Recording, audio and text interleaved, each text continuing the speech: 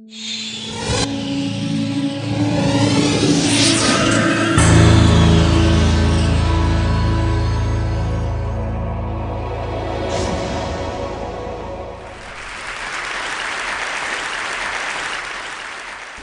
do you explain when things don't go as we assume? Or better, how do you explain when others are able to achieve things that seem to defy all of the assumptions? For example, why is Apple so innovative? Year after year after year after year, they're more innovative than all their competition. And yet, they're just a computer company. They're just like everyone else. They have the same access to the same talent, the same agencies, the same consultants, the same media. Then why is it that they seem to have something different? Why is it that Martin Luther King led the civil rights movement? He wasn't the only man who suffered in a pre-civil rights America, and he certainly wasn't the only great orator of the day. Why him? And why is it that the Wright brothers were able to figure out controlled powered manned flight when there were certainly other teams who were better qualified, better funded, and they didn't achieve powered manned flight, and the Wright brothers beat them to it? There's something else at play here. About 3.5 years ago, I made a discovery, and this discovery profoundly changed my view on how I thought the world worked, and it even profoundly changed the way in which I operate in it. As it turns out, there's a pattern. As it turns out, all the great and inspiring leaders and organizations in the world, whether it's Apple or Martin Luther King or the Wright brothers, they all think, act, and communicate the exact same way, and it's the complete opposite to everyone else. All I did was codify it. And it's probably the world's simplest idea. I call it the golden circle.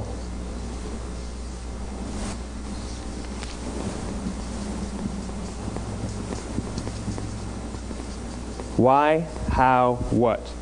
This little idea explains why some organizations and some leaders are able to inspire where others aren't. Let me define the terms really quickly. Every single person, every single organization on the planet knows what they do, 100%. Some know how they do it, whether you call it your differentiating value proposition or your proprietary process or your USP. But very, very few people or organizations know why they do what they do. And by why, I don't mean to make a profit. That's a result. It's always a result. By why, I mean what's your purpose? What's your cause? What's your belief? Why does your organization exist? Why do you get out of bed in the morning? And why should anyone care? Well, as a result, the way we think, the way we act, the way we communicate is from the outside in. It's obvious. We go from the clearest thing to the fuzziest thing. But the inspired leaders and the inspired organizations, regardless of their size, regardless of their industry, all think, act, and communicate from the inside out. Let me give you an example. I use Apple because they're easy to understand and everybody gets it. If Apple were like everyone else, a marketing message from them might sound like this: we make great computers. They're beautifully designed, simple to use, and user-friendly. Want to buy one? Meh. And that's how most of us communicate. That's how most marketing is done, that's how most sales is done, and that's how most of us communicate interpersonally. We say what we do, we say how we're different or how we're better, and we expect some sort of behavior, a purchase, a vote, something like that. Here's our new law firm. We have the best lawyers with the biggest clients. We have, we always perform for our clients, do business with us. Here's our new car. It gets great gas mileage. It has, leather seats. Buy our car. But it's uninspiring. Here's how Apple actually communicates. Everything we do, we believe in challenging the status quo. We believe in thinking differently. The way we challenge the status quo is by making our products beautifully designed, simple to use, and user-friendly.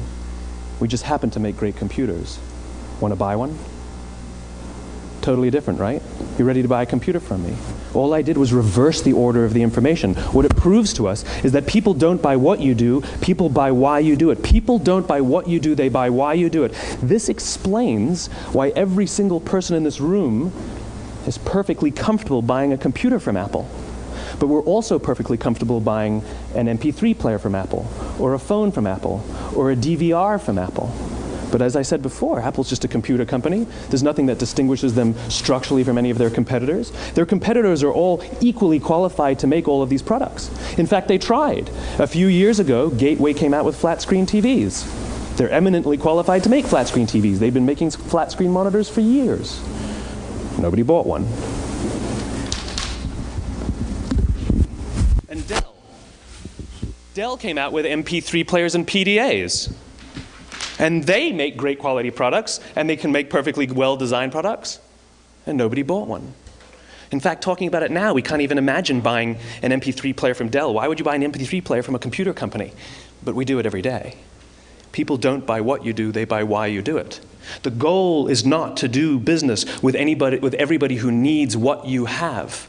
The goal is to do business with people who believe what you believe. Here's the best part. None of what I'm telling you is my opinion. It's all grounded in the tenets of biology, not psychology, biology. If you look at a cross-section of the human brain, looking from the top down, what you see is the human brain is actually broken into 3 major components that correlate perfectly with the golden circle. Our newest brain, our Homo sapien brain, our neocortex, corresponds with the what level. The neocortex is responsible for all of our rational and analytical thought and language. The middle 2 sections make up our limbic brains, and our limbic brains are responsible for all of our feelings, like trust and loyalty. It's also responsible for all human behavior, all decision-making, and it has no capacity for language. In other words, when we communicate from the outside in, yes, people can understand vast amounts of complicated information like features and benefits and facts and figures. It just doesn't drive behavior. When we communicate from the inside out, we're talking directly to the part of the brain that controls behavior, and then we allow people to rationalize it with the tangible things we say and do. This is where gut decisions come from. You know, sometimes you can give somebody all the facts and your figures, and they say, I know what all the facts and details say, but it just doesn't feel right. Why would we use that verb? It doesn't feel right. Because the part of the brain that controls decision-making doesn't control language. And the best we can muster up is, I don't know, it just doesn't feel right. Or sometimes you say you're leading with your heart or you're leading with your soul. Well, I hate to break it to you, those aren't other body parts controlling your behavior. It's all happening here in your limbic brain, the part of the brain that controls decision-making and not language. But if you don't know why you do what you do, and people respond to why you do what you do, then how will you ever get people to vote for you or buy something from you, or more importantly, be loyal and want to be a part of what it is that you do? Again, the goal is not just to sell people who need what you have. The goal is to sell to people who believe what you believe. The goal is not just to hire people who need a job. It's to hire people who believe what you believe. I always say that, you know, there's, if you hire people just because they can do a job, they'll work for your money. But if you hire people who believe what you believe, they work for you with blood and sweat and tears. And nowhere else is there a better example of this than with the Wright brothers. Most people don't know about Samuel Pierpont Langley. And back in the early 20th century, the pursuit of powered man flight was like the dot-com of the day. Everybody was trying it. And Samuel Pierpont Langley had what we assume to be the recipe for success. I mean, even now, you ask people, why did your product or why did your company fail? And people always give you the same permutation of the same 3 things. Undercapitalized, the wrong people, bad market conditions. It's always the same 3 things. So let's explore that. Samuel Pierpont Langley was given $50,000 by the War Department to figure out this flying machine. Money was no problem. He held a seat at Harvard and worked at the Smithsonian and was extremely well connected. He knew all the big minds of the day. He hired the best minds money could find, and the market conditions were fantastic. The New York Times followed him around everywhere, and everyone was rooting for Langley. And how come we've never heard of Samuel Pierpont Langley? A few hundred miles away in Dayton, Ohio, Orville and Wilbur Wright. They had none of what we consider to be the recipe for success. They had no money. They paid for their dream with the proceeds from their bicycle shop. Not a single person on the Wright brothers' team had a college education, not even Orville or Wilbur. And the New York Times followed them around nowhere. The difference was Orville and Wilbur were driven by a cause, by a purpose, by a belief. They believed that if they could figure out this flying machine, it'll change the course of the world. Samuel Pierpont Langley was different. He wanted to be rich, and he wanted to be famous. He was in pursuit of the result. He was in pursuit of the riches. And lo and behold, look what happened. The people who believed in the Wright brothers' dream worked with them with blood and sweat and tears. The others just worked for the paycheck. And they tell stories of how every time the Wright brothers went out, they would have to take 5 sets of parts because that's how many times they would crash before they came in for supper. And eventually, on December 17th, 1903, the Wright brothers took flight. And no one was there to even experience it. We found out about it a few days later. And further proof that Langley was motivated by the wrong thing, the day the Wright brothers took flight, he quit. He could have said, "That's an amazing discovery, guys. Now we'll improve upon your technology." But he didn't. He wasn't first. He didn't get rich. He didn't get famous. So he quit. People don't buy what you do, they buy why you do it. And if you talk about what you believe, you will attract those who believe what you believe. Well, why is it important to attract those who believe what you believe? Something called the law of diffusion of innovation. And if you don't know the law, you definitely know the terminology. The first 2.5% of our population are our innovators. The next 13.5% of our population are our early adopters. The next 34% are your early majority, your late majority, and your laggards. The only reason these people buy touch-tone phones is because you can't buy rotary phones anymore. We all sit at various places at various times on the scale, but what the law of diffusion of innovation tells us is that if you want mass market success or mass market acceptance of an idea, you cannot have it until you achieve this tipping point between 15 and 18% market penetration, and then the system tips. And I love asking businesses, what's your conversion on new business? And they love to tell you, oh, it's about 10%, proudly. Well, you can trip over 10% of the customers. We all have about 10% who just get it. That's how we describe them, right? That's like that gut feeling, oh, they just get it. The problem is, how do you find the ones that just get it before you're doing business with them versus the ones who don't get it? So it's this here, this little gap, that you have to close, as Geoffrey Moore calls it, crossing the chasm. Because you see, the early majority will not try something until someone else has tried it first. And these guys, the innovators and the early adopters, they're comfortable making those gut decisions. They're more comfortable making those intuitive decisions that are driven by what they believe about the world, and not just what product is available.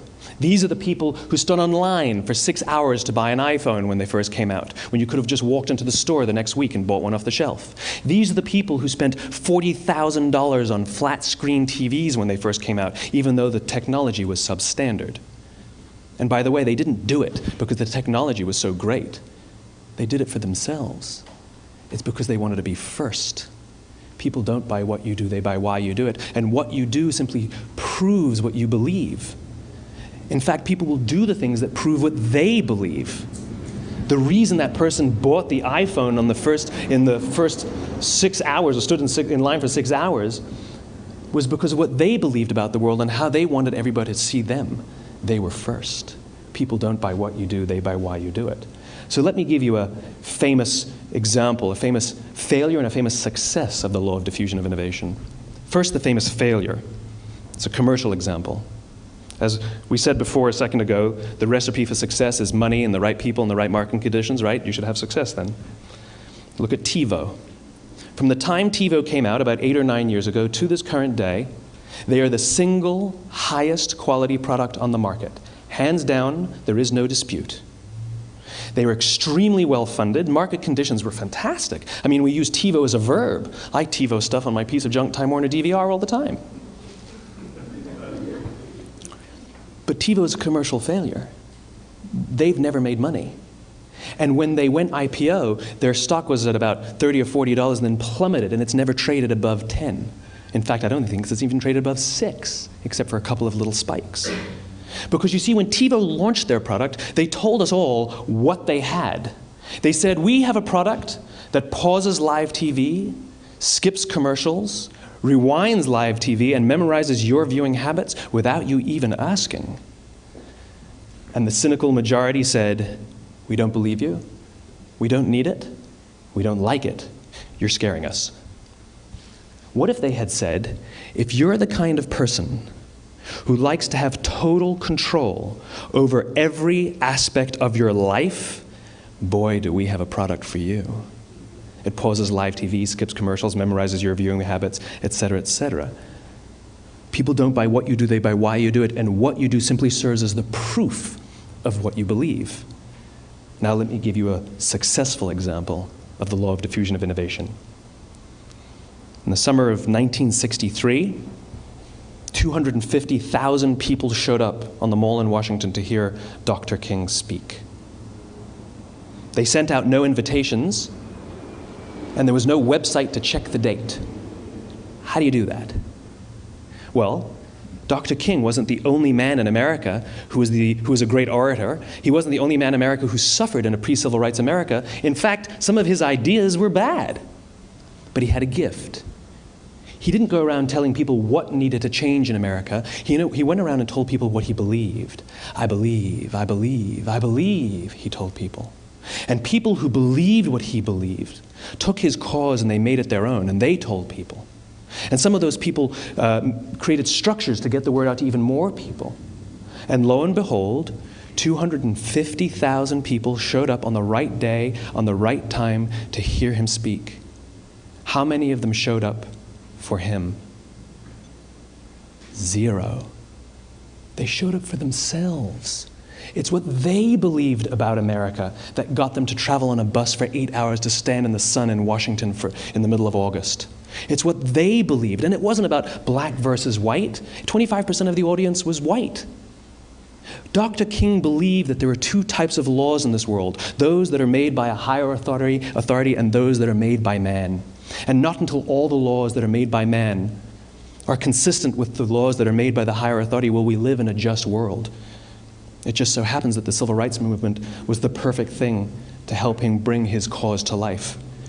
We followed him not for him, but for ourselves. And by the way, he gave the I have a dream speech, not the I have a plan speech. Listen to politicians now with their comprehensive 12-point plans. They're not inspiring anybody. Because there are leaders and there are those who lead.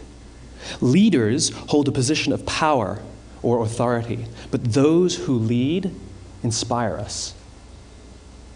Whether they're individuals or organizations, we follow those who lead not because we have to, but because we want to. We follow those who lead not for them, but for ourselves. And it's those who start with why that have the ability to inspire those around them or find others who inspire them. Thank you very much.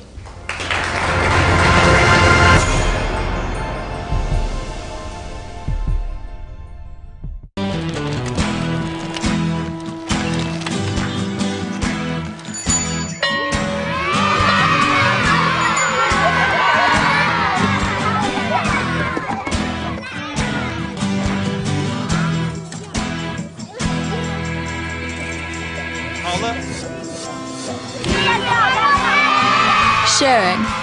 That's video on the Human Network. Siska, welcome to the Human Network.